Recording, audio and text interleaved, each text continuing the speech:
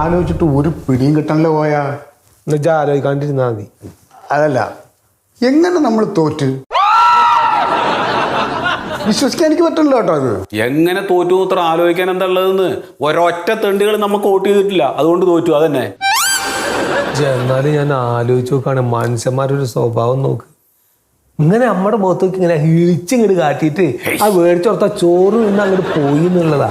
സജീവ പ്രവർത്തകരാന്ന് പറയുന്ന കഴുതകൾക്ക് 500 എണ്ണത്തിനാണ് ഉച്ചയ്ക്ക് ചോറ് വാങ്ങിച്ചു കൊടുത്തത്. എന്നിട്ട് ആ വോട്ട് എവിടെ?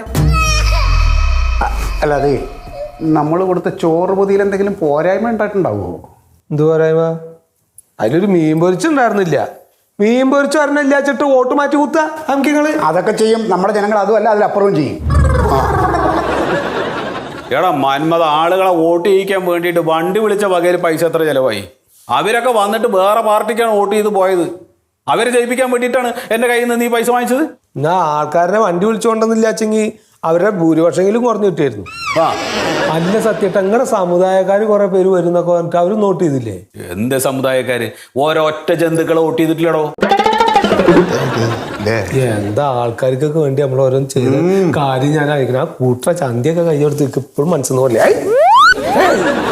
അതെ, എൻ്റെ മുഖത്തേക്ക് നോക്ക്.